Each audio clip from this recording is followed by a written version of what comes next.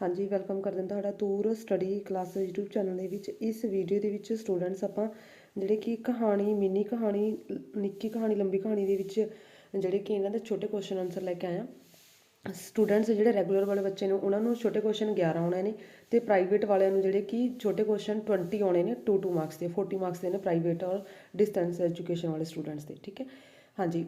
ਅਤੇ ਤੁਹਾਨੂੰ ਇਹ ਕਹਾਣੀਆਂ ਦੇ ਵਿੱਚੋਂ ਵੀ ਕੁਐਸਚਨ ਆਉਣਗੇ, ਉਹ ਆਪਾਂ ਨੇ ਆਲਰੇਡੀ ਅਪਲੋਡ ਕੀਤੇ ਹੋਏ ਨੇ।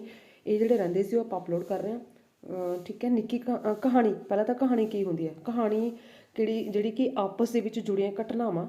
ਠੀਕ ਹੈ, ਕਹਾਣੀ ਆਪਸ ਦੇ ਵਿੱਚ ਜੁੜੀਆਂ ਘਟਨਾਵਾਂ, ਪਰਿਸਥਿਤੀਆਂ ਭਾਵ ਕਿ ਜਿਹੜੇ ਸਿਚੁਏਸ਼ਨਸ ਹੁੰਦੀਆਂ ਉਹਨਾਂ ਨੂੰ ਮੌਖਿਕ ਭਾਸ਼ਾ, ਬਿੰਬਾਵਲੀ, ਹਾਵ ਭਾਵ, ਪ੍ਰਦਰਸ਼ਨ, ਸੰਗੀਤ ਜਾਂ ਕਿਸੇ ਸੰਚਾਰ ਸਾਧਨ ਦੁਆਰਾ ਬਿਆਨ ਕਰਨ ਦਾ ਨਾਂ ਹੈ। ਠੀਕ ਹੈ, ਜਾਂ ਤੁਸੀਂ ਕਹਿ ਸਕਦੇ ਹੋ ਵੀ ਜਦੋਂ ਜਿਹੜੇ ਕਿ ਇੱਕੋ ਸਮੇਂ ਦੀਆਂ ਘਟਨਾਵਾਂ ਨੂੰ ਲੜੀਬੱਧ ਸੁਣਾ ਰਹੇ ਹੁੰਦੇ ਹੋ, ਭਾਵ ਕਿ ਕੋਈ ਵੀ ਘਟਨਾ ਜਦੋਂ ਤੁਸੀਂ ਉਹਨੂੰ ਲੜੀ ਅਨੁਸਾਰ ਸੁਣਾ ਰਹੇ ਹੁੰਦੇ ਹੋ, ਪਹਿਲਾਂ ਐਵੇਂ ਚੀਜ਼ ਵਾਪਰੀ, ਫਿਰ ਐਵੇਂ, ਉਹ ਕੀ ਹੁੰਦੀ ਹੈ? ਤਾਂ ਕਹਾਣੀ ਹੁੰਦੀ ਹੈ। ਜਦੋਂ ਤੁਸੀਂ ਕਿਸੇ ਪ੍ਰਕਾਰ ਦੀ ਲੜੀਬੱਧ ਘਟਨਾਵਾਂ ਦੀ ਲੜੀ ਨੂੰ ਸੁਣਾ ਰਹੇ ਹੁੰਦੇ ਹੋ ਤਾਂ ਉਹ ਕੀ ਹੁੰਦੀ ਹੈ? ਕਹਾਣੀ ਹੁੰਦੀ ਹੈ। ਠੀਕ ਹੈ, ਤਾਂ ਇਹ ਕਹਾਣੀ ਕੀ ਹੁੰਦੀ ਹੈ? ਅਤੇ ਇਹਦੇ ਵਿੱਚ ਹੀ ਇਹਦੇ ਵਿਧਾਵਾਂ ਨੇ, ਨਿੱਕੀ ਕਹਾਣੀ, ਲੰਬੀ ਕਹਾਣੀ, ਮਿੰਨੀ ਕਹਾਣੀ। ਠੀਕ ਹੈ, ਇਹਦੇ ਕਹਾਣੀ ਦੇ ਅੱਗੇ ਵਿਧਾਵਾਂ ਨੇ। ਅਤੇ ਕਹਾਣੀਆਂ ਜਿਹੜੇ ਕਿ ਇਹਦੇ ਵਿੱਚ ਤੁਸੀਂ ਹੋਰ ਵੀ ਐਡ ਕਰ ਸਕਦੇ ਹੋ ਕਿ ਕਹਾਣੀਆਂ ਜਿਹੜੇ ਕਿ ਮੌਖਿਕ, ਲਿਖਤੀ, ਅਖਬਾਰੀ, TV, ਫਿਲਮਾਂ, ਰੇਡੀਓ, ਕੋਮਲ ਕਲਾਮ, ਰੰਗਮੰਚ ਅਤੇ ਸੰਗੀਤ, ਇਹਨਾਂ ਸਾਧਨਾਂ ਰਾਹੀਂ ਇੱਕ ਦੂਜੇ ਨਾਲ ਇਹ ਜਿਹੜੇ ਕਿ ਸਾਂਝੇ ਕੀਤੇ ਜਾਂਦੇ ਨੇ ਕਹਾਣੀ। ਨਿੱਕੀ ਕਹਾਣੀ ਦੀ ਪਰਿਭਾਸ਼ਾ। ਨਿੱਕੀ ਕਹਾਣੀ ਜਿਹੜੀ ਕਿ ਛੋਟੀ ਹੁੰਦੀ ਹੈ। ਇਹ ਨਿੱਕੀ ਕਹਾਣੀ ਨਾਵਲੇਟ ਅਤੇ ਲੰਬੀ ਕਹਾਣੀ ਤੋਂ ਛੋਟੇ ਆਕਾਰ ਦੀ ਗਲਪੀ ਰਚਨਾ ਨੂੰ ਕਿਹਾ ਜਾਂਦਾ। ਪਰ ਨਿੱਕੀ ਕਹਾਣੀ ਭਾਵ ਕਿ ਨਾਵਲੇਟ ਤੋਂ ਛੋਟੀ ਹੁੰਦੀ ਹੈ, ਲੰਬੀ ਕਹਾਣੀ ਤੋਂ ਛੋਟੀ ਹੁੰਦੀ ਹੈ, ਜਿਹਦੇ ਵਿੱਚ ਕਿਸੇ ਘਟਨਾ, ਪਰਿਸਥਿਤੀ ਜਾਂ ਪ੍ਰਭਾਵ ਨੂੰ ਥੋੜ੍ਹੇ ਜਿਹੇ ਪਾਤਰਾਂ ਰਾਹੀਂ ਜਿਹੜੇ ਕਿ ਕਲਾਮਈ, ਪ੍ਰਭਾਵਸ਼ਾਲੀ ਢੰਗ ਦੇ ਨਾਲ ਪੇਸ਼ ਕੀਤਾ ਜਾਂਦਾ। ਨਿੱਕੀ ਕਹਾਣੀ ਉਹ ਕਹਾਣੀ ਹੁੰਦੀ ਹੈ ਜਿਸ ਦੇ ਵਿੱਚ ਕਿਸੇ ਘਟਨਾ, ਪਰਿਸਥਿਤੀ ਜਾਂ ਪ੍ਰਭਾਵ ਨੂੰ ਥੋੜ੍ਹੇ ਪਾਤਰਾਂ ਰਾਹੀਂ ਕਲਾਮਈ ਅਤੇ ਪ੍ਰਭਾਵਸ਼ਾਲੀ ਢੰਗ ਨਾਲ ਪੇਸ਼ ਕੀਤਾ ਜਾਂਦਾ। ਅਤੇ ਨਿੱਕੀ ਕਹਾਣੀ, ਲੰਬੀ ਕਹਾਣੀ ਦੇ ਵਿੱਚ ਪ੍ਰਭਾਵ ਦੀ ਏਕਤਾ ਜਾਂ ਇਕਾਗਰਤਾ ਤੋਂ ਕੀ ਭਾਵ ਹੈ? ਹਾਂਜੀ, ਕਹਾਣੀ ਭਾਵੇਂ ਨਿੱਕੀ ਹੋਵੇ ਜਾਂ ਲੰਬੀ ਹੋਵੇ, ਉਹਦੇ ਕਥਾਨਕ ਦੇ ਵਿੱਚ ਕੋਈ ਅਜਿਹੀ ਗੱਲ ਨਹੀਂ ਹੋਣੀ ਚਾਹੀਦੀ ਜੋ ਜਿਹੜੀ ਕਹਾਣੀ ਨੂੰ ਇੱਧਰ ਉੱਧਰ ਲੈ ਜਾਵੇ। ਭਾਵ ਕਿ ਕਥਾਨਕ ਇਹੋ ਜਿਹਾ ਹੋਣਾ ਚਾਹੀਦਾ ਜਿਹੜੇ ਸਾਰੀਆਂ ਘਟਨਾਵਾਂ ਨੂੰ ਲੜੀਬੱਧ ਅੱਗੇ ਜੋੜੇ। ਠੀਕ ਹੈ, ਵੀ ਪਹਿਲਾਂ ਕਿਹੜੀ ਸੀ, ਫਿਰ ਕਿਹੜੀ, ਫਿਰ ਕਿਹੜੀ, ਫਿਰ ਕਿਹੜੀ, ਐਵੇਂ। ਅਤੇ ਉਹਦੇ ਵਿੱਚ ਜਿਹੜੇ ਉਤਰਾਅ ਚੜ੍ਹਾਅ ਨੇ, ਤਣਾਅ ਨੇ, ਇਹ ਸਾਰੇ ਪ੍ਰਭਾਵ ਦੀ ਏਕਤਾ ਨੂੰ ਕਾਇਮ ਰੱਖਣਾ ਚਾਹੀਦਾ। ਭਾਵ ਕਿ ਜਿਹੜੇ ਉਤਰਾਅ ਚੜ੍ਹਾਅ ਤੁਸੀਂ ਤਣਾਅ ਕਹਾਣੀ ਦੇ ਵਿੱਚ ਪੇਸ਼ ਕਰ ਰਹੇ ਹੋ, ਉਹਦੇ ਵਿੱਚ ਸਾਰਿਆਂ ਦੇ ਵਿੱਚ ਜਿਹੜੇ ਕਿ ਪ੍ਰਭਾਵ ਦੀ ਏਕਤਾ ਕਾਇਮ ਹੋਣੀ ਚਾਹੀਦੀ ਹੈ। ਤਾਂ ਹੀ ਕਹਾਣੀ ਉਤਸੁਕ ਹੋਊਗੀ, ਸਵਾਦਲੀ ਹੋਊਗੀ, ਅਸਰਦਾਇਕ ਹੋਊਗੀ, ਮਨੋਰੰਜਕ ਹੋਊਗੀ। ਠੀਕ ਹੈ, ਪ੍ਰਭਾਵਸ਼ਾਲੀ ਹੋਊਗੀ। ਅੱਗੇ ਹੈ ਨਿੱਕੀ ਕਹਾਣੀ, ਲੰਬੀ ਕਹਾਣੀ ਵਿੱਚ ਕਲਾਤਮਕਤਾ ਦਾ ਕੀ ਮਹੱਤਵ ਹੈ? ਹਾਂਜੀ, ਕਹਾਣੀ ਵਿੱਚ ਕਲਾਤਮਕਤਾ ਦਾ ਹੋਣਾ ਵੀ ਜ਼ਰੂਰੀ ਹੈ, ਅਤੇ ਉਹਨੂੰ ਹਮੇਸ਼ਾ ਕਹਾਣੀ ਦੇ ਰੂਪ ਦੇ ਜਿਹੜੇ ਕਿ ਸੀਮਾਵਾਂ ਦੇ ਅੰਦਰ ਹੀ ਰੱਖਣਾ ਚਾਹੀਦਾ ਕਲਾਤਮਕ ਨੂੰ। ਭਾਵ ਕਿ ਕਲਾ ਪੱਖ, ਜੇ ਕਹਾਣੀ ਦੇ ਵਿੱਚ ਸਿੱਧੀ ਬਿਆਨਬਾਜ਼ੀ ਹੋਊਗੀ ਤਾਂ ਸਿਰਫ ਉਹ ਇੱਕ ਦਸਤਾ, ਭਾਵ ਕਿ ਜਿਹੜੀ ਕਹਾਣੀ ਆ, ਕਹਾਣੀ ਦੇ ਵਿੱਚ ਜਿਹੜੀਆਂ ਆਪਾਂ ਡਾਇਲੋਗਸ ਲਿਖਦੇ ਹਾਂ ਉਹਨਾਂ ਨੂੰ ਇੱਕ ਕਲਾ ਦੇ ਰਾਹੀਂ ਲਿਖਿਆ ਜਾਂਦਾ ਤਾਂ ਕਿ ਉਹ ਅਸਰਦਾਇਕ ਹੋਣ, ਪ੍ਰਭਾਵਸ਼ਾਲੀ ਹੋਣ, ਪੜ੍ਹਨ ਵਾਲੇ ਨੂੰ ਜਿਹੜੇ ਕਿ ਮਤਲਬ ਕਿ ਉਹ ਅਟਰੈਕਟਿਵ ਹੋਵੇ, ਉਤਸ਼ਾਹਿਤ ਹੋਵੇ ਉਹਨਾਂ ਨੂੰ ਪੜ੍ਹਦਾ ਹੋਇਆ ਵੀ ਹਾਂ ਮੈਂ ਅੱਗੇ ਪੜ੍ਹਾਂ, ਵੀ ਅੱਗੇ ਕੀ ਹੋਊਗਾ, ਐਵੇਂ। ਨਾ ਕਿ ਉਹਦੇ ਵਿੱਚ ਵੀ ਸਿੱਧੀਆਂ ਗੱਲਾਂ, ਐਵੇਂ ਸਿੱਧੀ ਬਿਆਨਬਾਜ਼ੀ ਹੋਵੇ। ਪਾਠਕ ਦੇ ਨਾਲ ਜੋੜਨ ਅਤੇ ਉਸਦੇ ਵਿੱਚ ਉਤਸੁਕਤਾ ਪੈਦਾ ਕਰਨ ਲਈ ਕਲਾਮਈ ਯੁਕਤਾਂ ਦੀ ਵਰਤੋਂ ਕੀਤੀ ਜਾਣੀ ਚਾਹੀਦੀ ਹੁੰਦੀ ਹੈ। ਨਿੱਕੀ ਕਹਾਣੀ, ਲੰਬੀ ਕਹਾਣੀ ਵਿੱਚ ਰੋਚਕਤਾ ਦਾ ਕੀ ਅਰਥ ਹੈ? ਹਾਂਜੀ, ਰੋਚਕਤਾ ਹੋਣਾ ਬਹੁਤ ਜ਼ਰੂਰੀ ਹੈ। ਰੋਚਕਤਾ ਤੋਂ ਬਗੈਰ ਹੈ ਜਿਹੜੀ ਕਿ ਰਚਨਾ ਫਿੱਕੀ ਲੱਗੂਗੀ। ਤਾਂ ਕਹਾਣੀ ਵਿੱਚ ਰੋਚਕਤਾ ਭਾਵ ਕਿ ਜਿਹੜੇ ਕਿ ਕਹਾਣੀ ਨੂੰ ਰੋਚਕ ਬਣਾ ਸਕੇ, ਇੰਟਰਸਟਿੰਗ ਬਣਾ ਸਕੇ, ਕਿਉਂਕਿ ਇਹ ਸਿਰਫ ਜ਼ਿੰਦਗੀ ਦੇ ਕੁਝ ਛੀਨਾਂ ਨੂੰ ਹੀ ਪਕੜਨ ਦੀ ਕੋਸ਼ਿਸ਼ ਕਰਦੀ ਹੁੰਦੀ ਹੈ। ਠੀਕ ਹੈ, ਕਹਾਣੀ ਅਤੇ ਅਜਿਹੀ ਪ੍ਰਕਿਰਿਆ ਦੇ ਵਿੱਚ ਕਹਾਣੀਕਾਰ ਕੋਲ ਚੋਣ ਹੁੰਦੀ ਹੈ ਕਿ ਉਹ ਜੀਵਨ ਦੇ ਵੱਧ ਤੋਂ ਵੱਧ ਰੌਚਿਕ ਜਿਹੜੇ ਕਿ ਖਿਣਾ ਭਾਵ ਕਿ ਪਲਾਂ ਨੂੰ ਪਕੜ ਕੇ ਲੈ ਕੇ ਆਵੇ ਤਾਂ ਕਿ ਉਹੀ ਜਿਹੜੇ ਕਿ ਉਹਦੇ ਵਿੱਚ ਪੇਸ਼ ਕੀਤਾ ਜਾਵੇ ਅਤੇ ਉਹ ਜਿਹੜੀ ਕਿ ਕਹਾਣੀ ਰਸਦਾਇਕ ਹੋਵੇ, ਪ੍ਰਭਾਵਸ਼ਾਲੀ ਹੋਵੇ, ਰੋਚਕ ਬਣੇ। ਅਗਲਾ ਹੈ ਨੈਕਸਟ ਕੁਐਸਚਨ। ਹਾਂਜੀ, ਨਿੱਕੀ ਕਹਾਣੀ ਜਾਂ ਲੰਬੀ ਕਹਾਣੀ ਦੇ ਕਥਾਨਕ ਦੀ ਗਤੀਸ਼ੀਲਤਾ ਦਾ ਕੀ ਹੈ? ਹਾਂਜੀ, ਨਿੱਕੀ ਕਹਾਣੀ, ਲੰਬੀ ਕਹਾਣੀ ਦੇ ਕਥਾਨਕ ਦੀ ਗਤੀਸ਼ੀਲਤਾ। ਹਰੇਕ ਪ੍ਰਕਾਰ ਦੀ ਕਹਾਣੀ ਦੇ ਵਿੱਚ ਗਤੀਸ਼ੀਲਤਾ ਦਾ ਵਿਸ਼ੇਸ਼ ਗੁਣ ਹੁੰਦਾ। ਕਹਾਣੀ ਦੀ ਭਾਵ ਕਿ ਗਤੀਸ਼ੀਲਤਾ ਭਾਵ ਕਿ ਕਿਵੇਂ ਉਹ ਕਿਹੜੀ ਗਤੀ ਦੇ ਨਾਲ ਅੱਗੇ ਵੱਧਦੀ ਆ। ਅਤੇ ਕਹਾਣੀ ਦੀ ਚਾਲ ਹੈ ਜਿਹੜੀ ਕਿ ਨਾਵਲ ਦੀ ਤਰ੍ਹਾਂ ਸੁਸਤ ਨਹੀਂ ਹੋਣੀ ਚਾਹੀਦੀ, ਸਗੋਂ ਤੇਜ਼ੀ ਨਾਲ ਹੋਣੀ ਚਾਹੀਦੀ ਹੈ।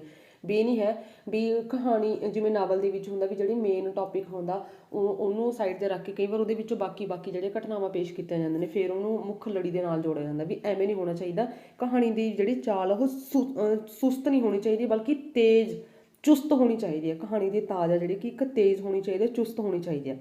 ਕਹਾਣੀ ਦੇ ਵਿੱਚ ਇੱਕ ਘਟਨਾ ਨੂੰ ਜ਼ਿਆਦਾ ਲਮਕਾ ਕੇ ਪੇਸ਼ ਕਰਨ ਦੇ ਨਾਲ ਸਿਥਲਤਾ ਆ ਜਾਂਦੀ ਹੈ। ਭਾਵ ਕਿ ਜੇ ਕਹਾਣੀ ਦੇ ਵਿੱਚ ਕੋਈ ਘਟਨਾ ਜ਼ਿਆਦਾ ਆਪਾਂ ਉਹਨੂੰ ਲਮਕਾ ਕੇ ਪੇਸ਼ ਕਰਾਂਗੇ ਤਾਂ ਕਹਾਣੀ ਰੋਚਕ ਨਹੀਂ ਬਣੂਗੀ, ਕਹਾਣੀ ਬੇਰਸੀ ਬਣ ਜਾਊਗੀ। ਜਿਸ ਕਰਕੇ ਕਹਾਣੀ ਦੇ ਵਿੱਚ ਜਿਹੜੀਆਂ ਘਟਨਾਵਾਂ ਨੇ ਉਹਨਾਂ ਨੂੰ ਰੋਚਕਤਾ ਲਿਆਉਣ ਦੇ ਲਈ ਉਹਨਾਂ ਨੂੰ ਜਿਹੜੇ ਕਿ ਤੇਜ਼ੀ ਦੇ ਨਾਲ ਅੱਗੇ ਵਧਾਉਣਾ ਚਾਹੀਦਾ, ਲਮਕਾਉਣਾ ਨਹੀਂ ਚਾਹੀਦਾ ਘਟਨਾਵਾਂ ਨੂੰ।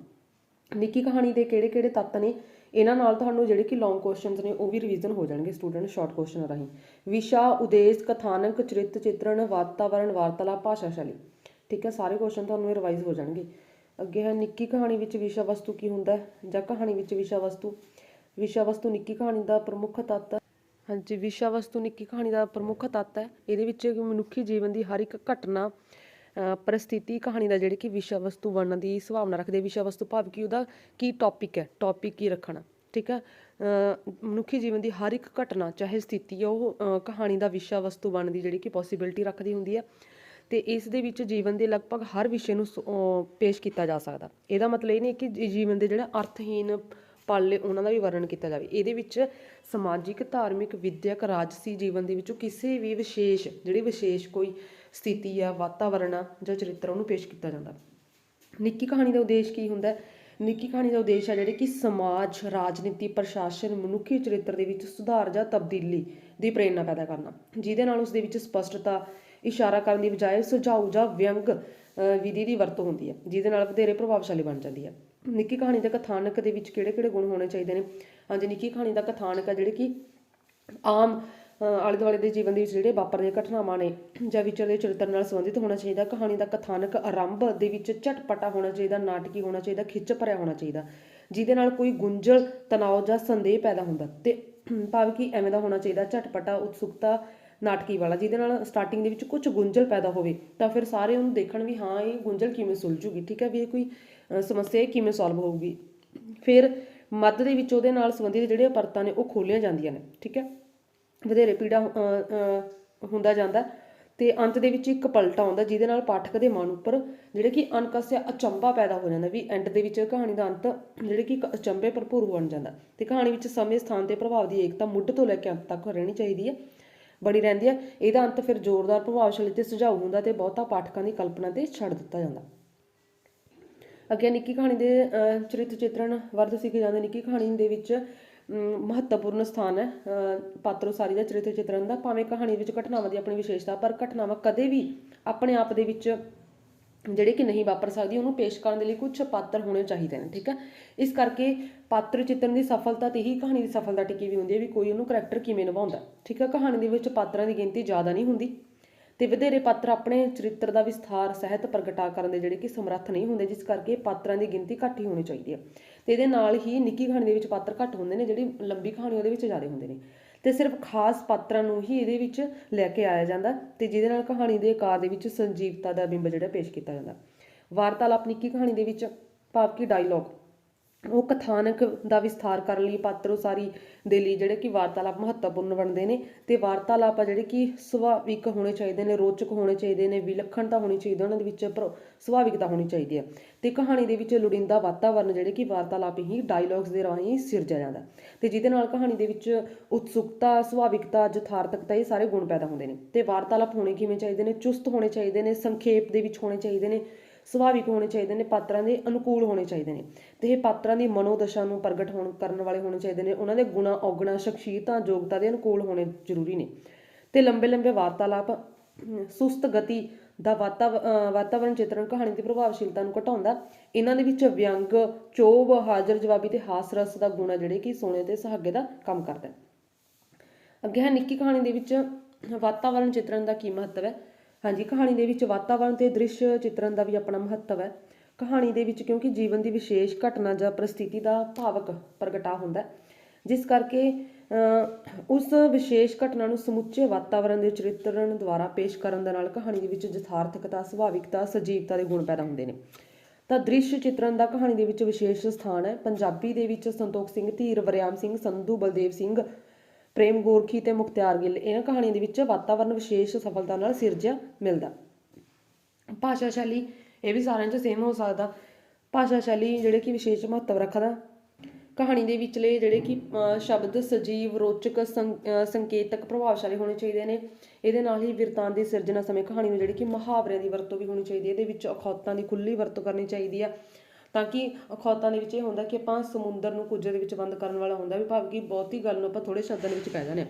ਅਤੇ ਨਾਲ ਹੀ ਕਹਾਣੀ ਨੂੰ ਕੇਂਦਰੀ ਭਾਸ਼ਾ ਦੀ ਵਰਤੋਂ ਕਰਨੀ ਚਾਹੀਦੀ ਹੈ। ਪਾਤਰਾਂ ਦੀ ਵਾਰਤਾਲਾਪ ਉਸ ਸਮੇਂ ਦੀ ਸਥਾਨਕ ਭਾਸ਼ਾ, ਪਾਤਰਾਂ ਦੀ ਜਿਹੜੇ ਕਿ ਮਾਨਸਿਕਤਾ, ਵਿਦਿਅਕ ਪੱਧਰ ਅਤੇ ਸੁਭਾਅ ਦੇ ਅਨੁਕੂਲ ਹੋਣ ਦੀ ਵਰਤੋਂ ਕਰਨੀ ਚਾਹੀਦੀ ਹੈ। ਅਤੇ ਅਜਿਹਾ ਨਾ ਕਰਨ ਦੇ ਨਾਲ ਕਹਾਣੀ ਦੀ ਰੋਚਕਤਾ ਅਤੇ ਸੁਭਾਵਿਕਤਾ ਵਿੱਚ ਕਮੀ ਆ ਜਾਂਦੀ ਹੈ। ਅਤੇ ਕਹਾਣੀ ਦੀਆਂ ਵਰਣਨਾਤਮਕ ਸ਼ੈਲੀਆਂ ਹੈਗੀਆਂ ਨੇ, ਕਥਾਤਮਕ ਸ਼ੈਲੀ, ਆਤਮ ਕਥਾ ਸ਼ੈਲੀ, ਠੀਕ ਹੈ, ਪੱਤਰਾਤਮਕ ਸ਼ੈਲੀ, ਵਾਰਤਾਲਾਪ ਸ਼ੈਲੀ, ਡਾਇਰੀ ਸ਼ੈਲੀ। ਬਹੁਤੇ ਕਹਾਣੀਕਾਰ ਜਿਹੜੇ ਕਿ ਕਥਾਤਮਕ ਸ਼ੈਲੀ ਦੀ ਵਰਤੋਂ ਕਰਦੇ ਨੇ।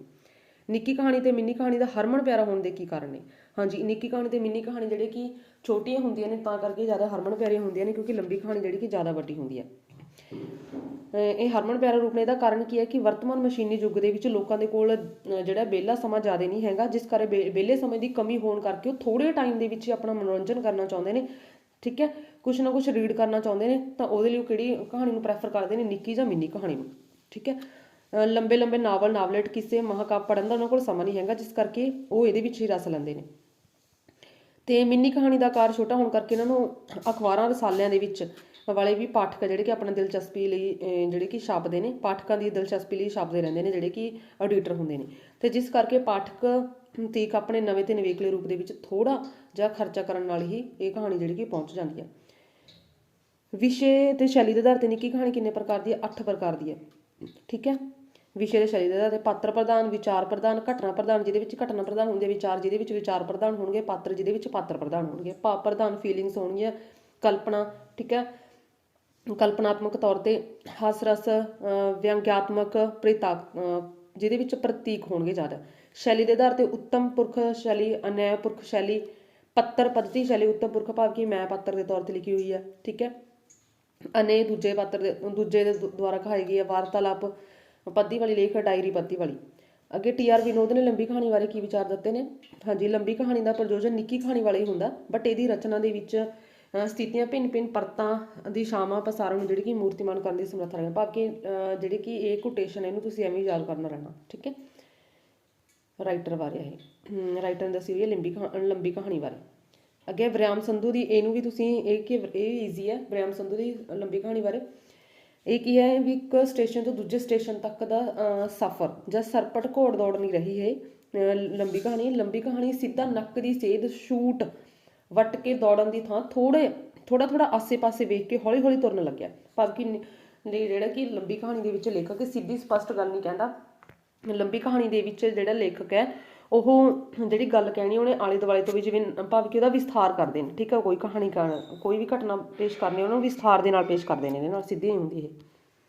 ਆਸੇ ਪਾਸੇ ਜਿਹੜੀਆਂ ਘਟਨਾਵਾਂ ਹੁੰਦੀਆਂ ਨੇ, ਕੁਝ ਸੋਹਣਾ ਜਿਹਾ ਹੁੰਦਾ ਜੋ ਕਹਾਣੀ ਦੇ ਕੇਂਦਰੀ ਨੁਕਤੇ ਨੂੰ ਹੋਰ ਗੂੜਾ, ਪ੍ਰਭਾਵਸ਼ਾਲੀ ਅਤੇ ਜਾਨਦਾਰ ਬਣਾਉਣ ਦੇ ਵਿੱਚ ਅਸਰਦਾਰ ਹੁੰਦਾ, ਅਤੇ ਉਹ ਵੀ ਇਹਦੇ ਵਿੱਚ ਪੇਸ਼ ਕੀਤਾ ਜਾਂਦਾ। ਤੇ ਲੇਖਕ ਹੁਣ ਕਹਾਣੀ ਪਾਉਣ ਦੀ ਥਾਂ ਕਹਾਣੀ ਵਿਖਾਉਣ ਲੱਗੇ ਨੇ ਲੰਬੀ ਕਹਾਣੀ ਦੇ ਵਿੱਚ, ਭਾਵ ਕਿ ਉਹਦੇ ਵਿੱਚ ਪੂਰੇ ਦ੍ਰਿਸ਼ ਜਿਹੜੇ ਕਿ ਪੇਸ਼ ਕਰਦੇ ਨੇ, ਤਾਂ ਕਿ ਐਵੇਂ ਲੱਗੇ ਵੀ ਉਹ ਕਹਾਣੀ ਪੜ੍ਹ ਨਹੀਂ ਰਹੇ ਬਲਕਿ ਦੇਖ ਰਹੇ ਨੇ। ਲੰਬੀ ਕਹਾਣੀ ਦੀ ਪਰਿਭਾਸ਼ਾ ਕੀ ਹੈ? ਲੰਬੀ ਕਹਾਣੀ ਨਿੱਕੀ ਕਹਾਣੀ ਨਾਲੋਂ ਆਕਾਰ ਦੇ ਵਿੱਚ ਲੰਬੀ ਹੁੰਦੀ ਹੈ। ਇਹਦੇ ਵਿੱਚ ਜਿਹੜੇ ਕਿ ਸ਼ਬਦਾਂ ਦੀ ਗਿਣਤੀ 10,000 ਤੋਂ ਵਧੇਰੇ ਹੁੰਦੀ ਹੈ, ਠੀਕ ਹੈ। ਤਾਂ ਕਹਾਣੀ ਇਹਦੇ ਵਿੱਚ ਕਹਾਣੀਕਾਰ ਕਹਾਣੀ ਦੇ ਮੁੱਖ ਪਰਿਸਥਿਤੀਆਂ ਨਾਲ ਨਾਲ ਜਿਹੜੀ ਕਿ ਉਹਨੂੰ ਪ੍ਰਭਾਵਿਤ ਕਰਨ ਵਾਲੀ ਘਟਨਾਵਾਂ ਵੀ ਪੇਸ਼ ਕਰਦੇ ਨੇ, ਤਾਂ ਹੀ ਜਿਹੜੇ ਕਿ ਨਾਵਲ ਦੀ ਤਰ੍ਹਾਂ ਉਹਦਾ ਘੇਰਾ ਵਧਾਉਂਦੇ ਨੇ। ਅਤੇ ਪਾਤਰਾਂ ਦੇ ਵਾਤਾਵਰਨ ਨੂੰ ਸੰਕੇਤਕ ਤੇ ਵਧੇਰੇ ਵਿਸਥਾਰ, ਗੁੰਝਲਾ ਖੋਲ੍ਹਦੇ ਅਤੇ ਪ੍ਰਭਾਵਸ਼ਾਲੀ ਬਣਾਉਂਦਾ। ਤੇ ਇਹਦੇ ਵਿੱਚ ਤੱਤ ਕਿਹੜੇ ਨੇ? ਤੱਤ ਉਹੀ ਸਾਰਿਆਂ 'ਚ ਸੇਮ ਹੀ ਆਉਣਗੇ: ਵਿਸ਼ਾ, ਉਦੇਸ਼, ਕਥਾਨਕ, ਚਰਿੱਤ ਚਿੱਤਰਣ, ਵਾਰਤਾਲਾਪ, ਵਾਤਾਵਰਨ ਤੇ ਸ਼ੈਲੀ। ਵਿਸ਼ਾ ਵਸਤੂ ਕਿਹੋ ਜਿਹਾ ਹੁੰਦਾ? ਹਾਂਜੀ, ਵਿਸ਼ਾ ਵਸਤੂ ਦੀ ਚੋਣ ਮੁੱਢਲਾ ਕਦਮ ਹੈ। ਲੰਬੀ ਕਹਾਣੀ ਦੇ ਵਿੱਚ ਜਟਿਲ ਤੇ ਖੁੱਲ੍ਹੇ ਸੁਭਾਅ ਵਾਲੀ ਹੋਣ ਕਰਕੇ ਇਹਦੇ ਵਿੱਚ ਇਤਿਹਾਸਿਕ, ਮਿਥਿਹਾਸਿਕ, ਮਨੋਵਿਗਿਆਨਿਕ, ਸਮਾਜ ਵਿਗਿਆਨਿਕ ਇਹ ਵਿਸ਼ੇ ਲਏ ਜਾਂਦੇ ਨੇ। ਅਤੇ ਅਜੋਕੇ ਮਨ ਦੀ ਗੁੰਝਲਾਂ ਵਿਸੰਗਤੀਆਂ ਦੇ ਇਸ ਵਿੱਚ ਟੁੱਟ ਰਹੇ ਵਿਅਕਤੀ ਵੀ ਪ੍ਰਤੱਖ ਜਿਹੜੇ ਕਿ ਪੇਸ਼ ਕੀਤੇ ਹਨ, ਭਾਵ ਕਿ ਇਹਦਾ ਜਿਹੜਾ ਵਿਸ਼ਾ ਵਸਤੂ ਵੀ ਉਹ ਜਿਹੜਾ ਵੱਡੇ ਘੇਰੇ ਵਾਲਾ ਹੁੰਦਾ, ਅਤੇ ਇਹਦਾ ਵਿਸ਼ਾਲ ਹੋਣ ਕਰਕੇ ਇਹਦੇ ਵਿੱਚ ਦੂਜੇ ਸਾਹਿਤ ਰੂਪਾਂ ਦੀ ਵਿਧੀਆਂ ਨੂੰ ਵੀ ਜਿਹੜੇ ਕਿ ਅਪਣਾਉਣ ਦੀ ਗੁੰਜਾਇਸ਼ ਵਧੇਰੇ ਹੁੰਦੀ ਹੈ। ਕਥਾਨਕ ਦੇ ਵਿੱਚ ਮੈਂ ਤੁਹਾਨੂੰ ਦੱਸ ਦਿੱਤਾ ਕਿ ਇਹਦੇ ਵਿੱਚ 10,000 ਤੋਂ ਜਿਹੜੇ ਕਿ ਵਧੇਰੇ ਸ਼ਬਦ ਹੁੰਦੇ ਨੇ, ਠੀਕ ਹੈ। ਅਤੇ ਇਸ ਦੇ ਵਿੱਚ ਕਹਾਣੀ ਦੇ ਕਥਾਨਕ ਜਿਹੜੇ ਕਿ ਰੋਚਕਤਾ, ਉਤਸੁਕਤਾ, ਤਣਾਅ ਤੇ ਸਿਖਰ ਦਾ ਹੋਣਾ ਜ਼ਰੂਰੀ ਹੈ, ਠੀਕ ਹੈ। ਇਹਦੇ ਵਿੱਚ ਕਿਸੇ ਵੀ ਪੱਖ ਨੂੰ ਛੋਹਿਆ ਜਾ ਸਕਦਾ। ਲੰਬੀ ਕਹਾਣੀ ਦੇ ਵਿੱਚ ਜ਼ਿੰਦਗੀ ਦੇ ਕਿਸੇ ਪੱਖ ਨੂੰ ਛੋਹਿਆ ਜਾ ਸਕਦਾ, ਬਟ ਬਸ ਇਹੀ ਹੋਵੇ ਕਿ ਉਹ ਰੋਚਕ ਅਤੇ ਖਿੱਚ ਭਰਿਆ ਹੋਵੇ ਅਤੇ ਯਥਾਰਥਕ ਤੇ ਯਥਾਰਥਕ ਹੋਣਾ ਚਾਹੀਦਾ, ਠੀਕ ਹੈ, ਤੇ ਪ੍ਰਭਾਵਸ਼ਾਲੀ ਹੋਣਾ ਚਾਹੀਦਾ। ਤੇ ਆਕਾਰ ਵਿੱਚ ਕੇਵਲ ਆਕਾਰ ਹੀ ਨਹੀਂ, ਸਗੋਂ ਉਹਦੇ ਵਿੱਚ ਬਹੁ ਪਰਤੀ ਪ੍ਰਸਾਰਣ ਨੂੰ ਵੀ ਸਮਝਾਇਆ ਗਿਆ ਹੁੰਦਾ। ਤੇ ਫਿਰ ਐਵੇਂ ਲੰਬੀ ਕਹਾਣੀ ਇੱਕ ਘਟਨਾ ਨੂੰ ਦੂਜੀ ਘਟਨਾ ਨਾਲ ਜੋੜ ਕੇ ਹੋਏ ਅੱਗੇ ਵੱਧਦੀ ਹੈ। ਤੇ ਅੱਗੇ ਵੀ ਸਾਰੇ ਆ ਗਏ। ਹੁਣ ਲੰਬੀ ਕਹਾਣੀ ਦੇ ਵਿੱਚ ਪਾਤਰਾਂ ਦੀ ਗਿਣਤੀ 3-4 ਜਾਂ ਇਸ ਤੋਂ ਵਧੇਰੇ ਹੁੰਦੀ ਹੈ, 3-4 ਤੋਂ ਜ਼ਿਆਦਾ ਹੁੰਦੇ ਨੇ, ਠੀਕ ਹੈ, ਵੀ 3-4 ਨਹੀਂ ਹੁੰਦੇ, 3-4 ਤੋਂ ਵਧੇਰੇ ਹੁੰਦੇ ਨੇ ਇਹਦੇ ਵਿੱਚ ਪਾਤਰ। ਤਾਂ ਇਹ ਕਹਾਣੀ ਦੇ ਸੰਚਾਰ ਦਾ ਮੁੱਖ ਤੱਤ ਨੇ। ਪਾਤਰ ਜਿਹੜੇ ਕਿ ਵਿਅਕਤੀ ਸਧਾਰਨ ਹੁੰਦੇ ਨੇ, ਤੰਗ ਤੁਰਸ਼ੀਆਂ ਮਨੋਭਾਵਨਾ ਜੂਝਦੇ ਹੋਏ ਬੜੇ ਯਥਾਰਥਕ ਅਤੇ ਮਨੋਵਿਗਿਆਨਿਕ ਢੰਗ ਨਾਲ ਪੇਸ਼ ਕੀਤੇ ਜਾਂਦਾ ਇਹਨਾਂ ਵਿੱਚ ਪਾਤਰ। ਤੇ ਪਾਤਰ ਜਿਹੜੇ ਕਿ ਮਨੁੱਖੀ ਸੁਭਾਅ ਦੀ ਜਟਲਤਾ ਨੂੰ ਸਮਝਾਉਣ ਵਾਲੇ ਸਮਾਜਿਕ ਵਰਤਾਰੇ ਦੇ ਵਿੱਚ ਵਿਚਰ ਰਹੇ ਹੁੰਦੇ ਨੇ। ਲੰਬੀ ਕਹਾਣੀ ਦੇ ਵਿੱਚ ਵਾਰਤਾਲਾਪ ਤਾਂ ਸਾਰਿਆਂ ਦੇ ਵਿੱਚ ਉਹੀ ਹੋਣਗੇ ਕਿ ਵਾਰਤਾਲਾਪ ਚੁਸਤ ਹੋਣੇ ਚਾਹੀਦੇ ਨੇ, ਤਿੱਖੇ ਹੋਣੇ ਚਾਹੀਦੇ ਨੇ, ਸੁਭਾਵਿਕ ਹੋਣੇ ਚਾਹੀਦੇ ਨੇ, ਨਿੱਕੇ ਨਿੱਕੇ ਹੋਣੇ ਚਾਹੀਦੇ ਨੇ, ਵਿਅੰਗਾਤਮਕ ਹੋਣੇ ਚਾਹੀਦੇ ਨੇ, ਚੋਭਾ ਤੇ ਚੋਟਾ ਭਰੀ ਵਾਲੇ ਹੋਣੇ ਚਾਹੀਦੇ ਨੇ, ਤੇ ਪਾਤਰਾਂ ਦੇ ਅਨੁਕੂਲ ਹੋਣੇ ਚਾਹੀਦੇ ਨੇ। ਲੰਬੀ ਕਹਾਣੀ ਵਿੱਚ ਵਾਤਾਵਰਣ ਚਿੱਤਰਨ ਦਾ ਕੀ ਹੈ? ਹਾਂਜੀ, ਇਹਦੇ ਵਿੱਚ ਕਿਸੇ ਵਿਸ਼ੇਸ਼ ਵਾਤਾਵਰਣ ਜੀਵਨ ਦੀ ਕੋਈ ਘਟਨਾ ਕਿਸੇ ਵਿਸ਼ੇਸ਼ ਵਾਤਾਵਰਣ ਦੇ ਵਿੱਚ ਹੀ ਵਾਪਰਦੀ ਹੈ, ਜਿਸ ਕਰਕੇ ਇਹਦੇ ਵਿੱਚ ਜਦੋਂ ਇਹਨੂੰ ਪੇਸ਼ ਕੀਤਾ ਜਾਂਦਾ ਤਾਂ ਵਾਤਾਵਰਣ ਦਾ ਵਿਸ਼ੇਸ਼ ਆ ਜਿਹੜੇ ਕਿ ਧਿਆਨ ਰੱਖਿਆ ਜਾਂਦਾ। ਤਾਂ ਲੰਬੀ ਕਹਾਣੀ ਦੇ ਵਿੱਚ ਵਾਤਾਵਰਣ ਲਈ ਵਰਣਨਾਤਮਕ ਸ਼ੈਲੀ ਥਾਂ ਤੇ ਸੰਕੇਤਕ ਸ਼ੈਲੀ ਦੀ ਵਰਤੋਂ ਵੀ ਵਧੇਰੇ ਜਿਹੜੀ ਕਿ ਹੁੰਦੀ ਹੈ, ਠੀਕ ਹੈ, ਪਰੰਤੂ ਆਲਾ ਦੁਆਲਾ ਤੇ ਕੁਦਰਤੀ ਵਾਤਾਵਰਣ ਨਿੱਕੇ ਨਿੱਕੇ ਬੁਰਸ਼ ਸ਼ੋਆਂ ਨਾਲ ਬਿਆਨ ਕੀਤਾ ਜਾਂਦਾ, ਜਿਹਦੇ ਨਾਲ ਕਹਾਣੀ ਦੇ ਵਿੱਚ ਰੋਚਕਤਾ ਆਉਂਦੀ ਹੈ, ਜਿਹੜੀ ਕਿ ਸਜੀਵਤਾ ਆਉਂਦੀ ਹੈ। ਭਾਸ਼ਾ ਸ਼ੈਲੀ ਦਾ ਕੀ ਗੁਣਾ? ਸ਼ਬਦਾਂ ਦਾ ਸੰਜੀਵ, ਰੋਚਕ, ਪ੍ਰਭਾਵਸ਼ਾਲੀ ਹੋਣਾ ਜ਼ਰੂਰੀ, ਇਹ ਵੀ ਸਾਰਿਆਂ 'ਚ ਸੇਮ ਆ ਜਾਣਗੇ। ਲੋੜ ਦੇ ਅਨੁਸਾਰ ਮੁਹਾਵਰੇ ਵਰਤਣੇ ਚਾਹੀਦੇ ਨੇ, ਖੌਤਾਂ ਦੀ ਵਰਤੋਂ ਕੀਤੀ ਜਾ ਸਕਦੀ ਹੈ, ਭਾਸ਼ਾ ਟਕਸਾਲੀ ਜਾਂ ਕੇਂਦਰੀ ਪੰਜਾਬੀ ਦੀ ਵਰਤੋਂ ਕੀਤੀ ਜਾਣੀ ਚਾਹੀਦੀ ਆ। ਤੇ ਇਸ ਤੋਂ ਇਲਾਵਾ ਸ਼ੈਲੀ ਕਹਾਣੀਕਾਰਾਂ ਦੀ ਰੁਚੀਆਂ ਤੇ ਤਜਰਬੇ ਦੇ ਅਨੁਸਾਰ ਹੋਣੀ ਚਾਹੀਦੀ ਹੈ। ਲੋੜ ਮੁਤਾਬਕ ਕਥਾਤਮਕ ਸ਼ੈਲੀ ਦੀ ਵਰਤੋਂ ਵਧੇਰੇ ਕੀਤੀ ਜਾਂਦੀ ਹੈ, ਤੇ ਕਿਧਰੇ ਕਿਤੇ ਉਹਦੇ ਵਿੱਚ ਨਾਟਕੀ ਅੰਸ਼ ਵੀ ਸਮਾਏ ਹੋਏ ਹੁੰਦੇ ਨੇ। ਅੱਗੇ ਮਿੰਨੀ ਕਹਾਣੀ ਬਾਰੇ ਰਾਈਟਰ ਨੇ ਕੀ ਕਿਹਾ, ਠੀਕ ਹੈ, ਡਾਕਟਰ ਅਨੂਪ ਸਿੰਘ ਨੇ। ਮਿੰਨੀ ਕਹਾਣੀ ਵਿੱਚ ਕੁਝ ਗੱਲਾਂ, ਘਟਨਾ ਤੇ ਵਰਤਾਰੇ ਅਜਿਹੇ ਵਾਪਰਦੇ ਜੋ ਮਨੁੱਖ ਨੂੰ ਕੁਝ ਸਮਝਣ, ਉਹਨਾਂ ਨੂੰ ਟੰਬਣ ਦੇ ਲਈ ਹੁੰਦੇ ਨੇ, ਠੀਕ ਹੈ। ਵਿਚਾਰ ਤੁਸੀਂ ਪੜ੍ਹ ਲੈਣੇ ਨੇ ਮਿੰਨੀ ਕਹਾਣੀ। ਤੇ ਮਿੰਨੀ ਕਹਾਣੀ ਨੂੰ ਅੰਗਰੇਜ਼ੀ ਦੇ ਵਿੱਚ ਜਿਹੜੀ ਕਿ ਮਿੰਨੀ ਸਟੋਰੀ ਕਿਹਾ, ਤੇ ਹਿੰਦੀ ਦੇ ਵਿੱਚ ਲਘੂ ਕਥਾ ਕਿਹਾ ਜਾਂਦਾ, ਠੀਕ ਹੈ। ਹਾਂਜੀ, ਡਾਕਟਰ ਜੋਗਿੰਦਰ ਸਿੰਘ ਨੇ ਮਿੰਨੀ ਕਹਾਣੀ ਬਾਰੇ ਕੀ, ਇਹ ਤੁਸੀਂ ਖੁਦ ਰੀਡ ਕਰਨੇ ਨੇ ਕਿਉਂਕਿ ਇਹਦਾ ਵਿਚਾਰ ਉਵੇਂ ਹੀ ਪੇਸ਼ ਕੀਤੇ ਜਾਣੇ ਹੁੰਦੇ ਨੇ। ਹਾਂਜੀ, ਮਿੰਨੀ ਕਹਾਣੀ ਕੀ ਹੁੰਦੀ ਹੈ? ਮਿੰਨੀ ਕਹਾਣੀ ਬਹੁਤ ਛੋਟੇ ਘਰ ਦੀ ਗਲਪ ਰਚਨਾ ਹੁੰਦੀ ਹੈ, ਬਹੁਤ ਛੋਟੀ ਹੁੰਦੀ ਹੈ ਇਹ, ਤੇ ਇਸ ਦੇ ਵਿੱਚ ਕਿਸੇ ਲਟਪਟ ਵਾਪਰੀ ਸੰਵੇਦਨਸ਼ੀਲ ਘਟਨਾ ਜਾਂ ਵਰਤਾਰੇ ਜਾਂ ਗੱਲ ਪਾਤਰ ਦੇ ਵਿਵਹਾਰ ਸੂਖਮ, ਰੋਚਕ, ਪ੍ਰਭਾਵਸ਼ਾਲੀ ਢੰਗ ਨੂੰ ਪੇਸ਼ ਕੀਤਾ ਜਾਂਦਾ ਇਹਦੇ ਵਿੱਚ। ਤੁਸੀਂ ਇਹਨੂੰ ਸ਼ਾਰਟ ਦੇ ਵਿੱਚ ਐਵੇਂ ਕਹਿ ਸਕਦੇ ਕਿ ਮਿੰਨੀ ਕਹਾਣੀ ਨਿੱਕੀ ਕਹਾਣੀ ਨਾਲੋਂ ਛੋਟੀ ਹੁੰਦੀ ਹੈ, ਠੀਕ ਹੈ। ਇਹਨੂੰ ਹਿੰਦੀ ਦੇ ਵਿੱਚ ਲਘੂ ਕਥਾ ਕਹਿੰਦੇ ਨੇ ਤੇ ਅੰਗਰੇਜ਼ੀ ਦੇ ਵਿੱਚ ਮਿੰਨੀ ਸਟੋਰੀ ਕਿਹਾ ਜਾਂਦਾ। ਤੇ 20ਵੀਂ ਸਦੀ ਦੇ 7ਵੇਂ ਦਹਾਕੇ ਦੇ ਵਿੱਚ ਇਹ ਪੈਦਾ ਹੋਈ ਹੈ, ਠੀਕ ਹੈ। ਇਹਦੇ ਵਿੱਚ ਬਹੁਤ ਥੋੜ੍ਹੀਆਂ ਜਿਹੜੇ ਕਿ ਛੋਟੇ ਤੌਰ 'ਤੇ ਜਿਹੜੀ ਕਿ ਘਟਨਾ ਨੂੰ ਪੇਸ਼ ਕੀਤਾ ਜਾਂਦਾ ਇਹਦੇ ਵਿੱਚ ਤੱਤ ਕਿਹੜੇ ਕਿਹੜੇ ਨੇ? ਹੁਣ ਤੱਤ ਸਾਰਿਆਂ ਦੇ ਸੇਮ ਹੋਣਗੇ, ਠੀਕ ਹੈ। ਵਿਸ਼ਾ, ਉਦੇਸ਼, ਕਥਾਨਕ, ਚਰਿੱਤਰ ਚਿੱਤਰਨ, ਵਾਰਤਾਲਾਪ, ਵਾਤਾਵਰਣ ਤੇ ਭਾਸ਼ਾ ਸ਼ੈਲੀ। ਵਿਸ਼ਾ ਵਸਤੂ ਕਿਹੋ ਜਿਹਾ ਹੋਣਾ ਚਾਹੀਦਾ?